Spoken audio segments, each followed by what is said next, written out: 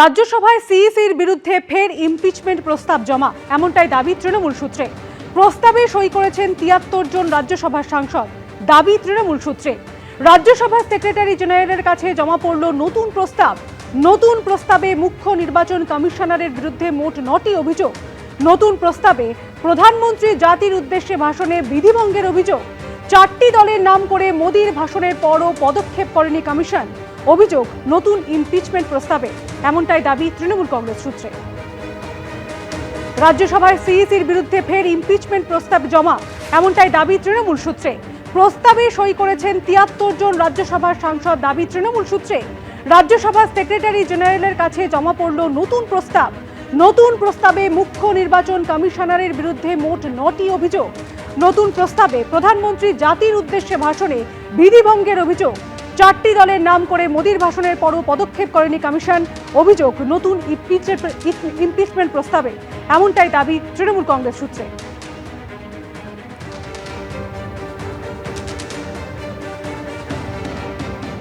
এই সপ্তাহের বৃহস্পতিবার ছিল রাজ্যে প্রথম দফা নির্বাচন। তার আগে নিশ্চয়ই আপনাদের মনে থাকবে শুক্রবার এবং রবিবার পর পর ইডির অভিযান চলেছিল। আর এই সপ্তাহে অর্থাৎ পরের সপ্তাহের বুধবার রয়েছে রাজ্যের দ্বিতীয় দফা নির্বাচন। আর তার আগে ফের অভিযানে নেমেছে ইডি। রেশন দুর্নীতি মামলায় হাবড়ার একাধিক চাল ব্যবসায়ীর বাড়িতে ইডির অভিযান চলছে। কেন্দ্রীয় বাহিনীকে সঙ্গে নিয়ে হাবড়ার জয়গাছি নেতাজি রোডে ইডির অভিযান চলছে।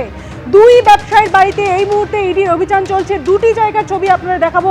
দুই প্রতিনিধি এই মুহূর্তে আমাদের সঙ্গে রয়েছেন, পার্থপ্রতিম ঘোষ এবং সত্যজিৎ বৈদ্য। প্রথমে চলে যাবো পার্থপ্রতিমের কাছে।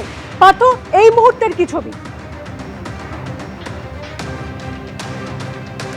দেখো, যেমনটা বলবো, হাবড়া এলাকার তিনজন চাল ব্যবসায়ীর বাড়িতে কিন্তু ইডি আধিকারিকরা হানা দিয়েছেন। আমি যে জায়গায় দাঁড়িয়ে রয়েছি এটা হচ্ছে সমীর চন্দ্রের বাড়ি, এবং সেখানে একেবারে দেখতে পাচ্ছ যে গেট রয়েছে, গেটের সামনে কেন্দ্রীয় বাহিনী মোতায়েন করা রয়েছে, এবং ভিতর দিকে যে বাড়িটি দেখতে পাচ্ছ সেই বাড়িতেই কিন্তু সমীর চন্দ্রের বাড়ি, এবং তিনি দীর্ঘদিনের এই চাল ব্যবসার সঙ্গে যুক্ত রয়েছেন।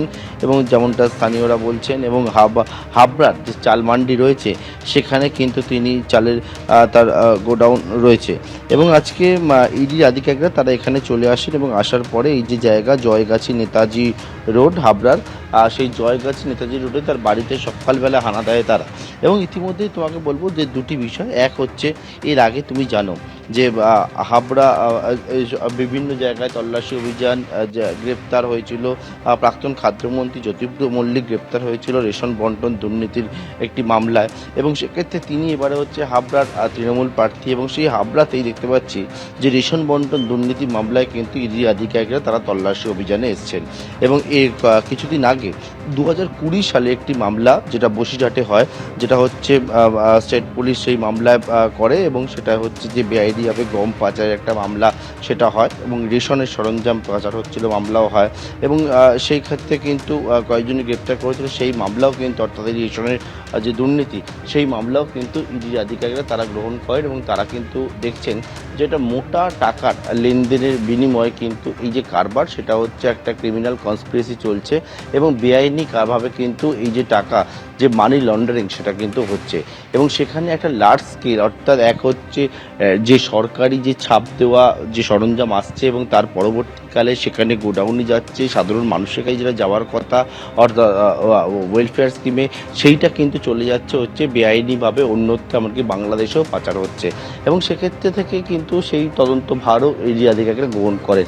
অর্থাৎ যে রেশন বন্টন দুর্নীতি মামলায় আবারও একবার অ্যাকশানে দেখতে পাচ্ছি ইডিকে। এবং এই জায়গায় শুধু এই যে একটি বাড়ি নয়, এরকম 3টি জায়গাতে ইডি আধিকারিকরা তারা যে সকালবেলা চলে আসেন, এবং একেবারে বাড়ির ভেতরে দেখাবো যে ছবিটি ইডির অফিসারদের দেখতে পাচ্ছে গেটের সামনে। আমার সহকর্মী সন্দীপ সাধু খান যে ছবি দেখাচ্ছে সেটা হচ্ছে একেবারে গেটের সামনে ইডির অফিসার। একেবারে রেশন দুর্নীতি মামলার তদন্তে ব্যবসায়ী সমীর চন্দ্র, তার বাড়িতে এই মুহূর্তে তল্লাশি অভিযান চলছে। পার্থ, তুমি আমাদের ছবি দেখা থাকো। আমাদের সঙ্গে আরেক প্রতিনিধি রয়েছেন, সত্যজিৎ বৈদ্য। তার কাছে আমরা সরাসরি চলে যাব। সত্যজিৎ, হাবড়ার আরও এক ব্যবসায়ী, তার বাড়িতেও এই মুহূর্তে তল্লাশি অভিযান চলছে, সেই ছবিটা দেখাও।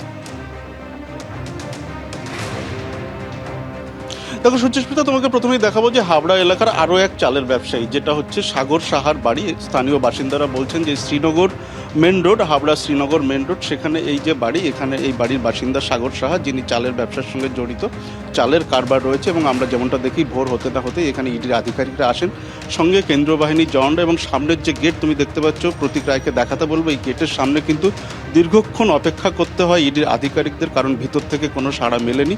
তারপর কেন্দ্রীয় বাহিনীর জওয়ানরা কিন্তু বাড়িটার চারদিক থেকে ঘিরে রাখে এবং বাড়ির বাসিন্দাদের সঙ্গে যোগাযোগ করার চেষ্টা করে, এবং অবশেষে ইডির আধিকারিকরা তারা কিন্তু বাড়িতে ঢুকেছেন। এবং যেমনটা জানা যাচ্ছে যে এই চালের কারবার, যার সঙ্গে রেশন দুর্নীতির সম্পর্ক থাকতে পারে, এবং সেক্ষেত্রে এই সমস্ত বিষয় কিন্তু খতিয়ে দেখা হচ্ছে, বিভিন্ন নথি খতিয়ে দেখা হচ্ছে, পরিবারের সদস্যদের সঙ্গে কথা বলা হচ্ছে।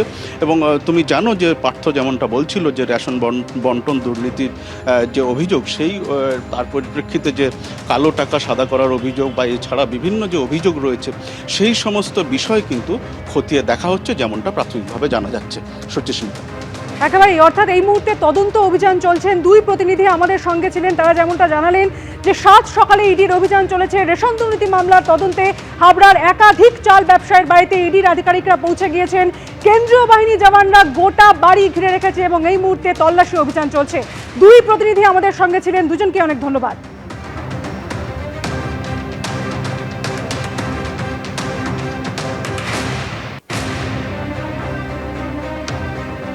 এবিপি আনন্দ, এগিয়ে থাকে, এগিয়ে রাখে।